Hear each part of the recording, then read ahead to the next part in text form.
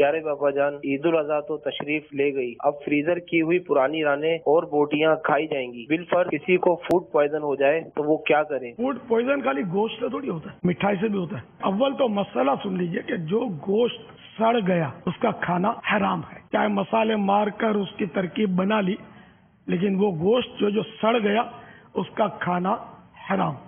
Hotel वाले भी सुन रहे हो तो सुन लें, इस तरह मसाले मार के या खिचड़ों वाले या मसालों में इसको कुचल कर पीस कर ना खिलाया करें। आखिरत में क्या जवाब देंगे? अब रहा है कि फूड पॉइजन किसी को हो गया तो वो तो अस्पतालों में जाते हैं, अस्पताल वाले भी तैयार होते हैं, वो बेड पे लिटाते होंगे और कुछ ना कुछ हिसाब किताब करके उल्टियां करवा कर इसका निकालते होंगे, 1500 1500 ले लेते होंगे।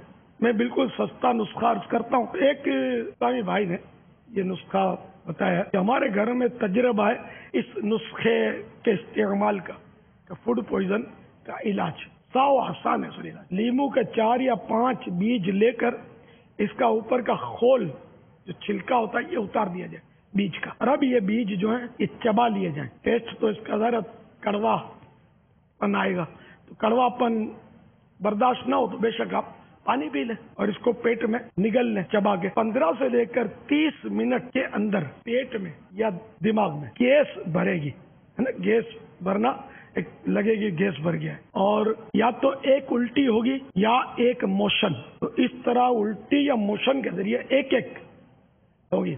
इसके जरिए जो पेट में फासिद मादे या जहरीले जो अज्जा है वो निकल जाएंगे और ये जो फूड पॉइजन का असर है वो इंशाअल्लाह खत्म हो जाएगा। गोश्त से भी हो सकता है फूड पॉइजन और मिठाई से भी होता है।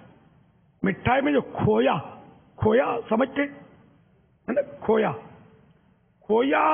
ये बारहा ये सड़ा हुआ होता है, इसमें भी ये खुशबुएं मार के हमको खिला देते।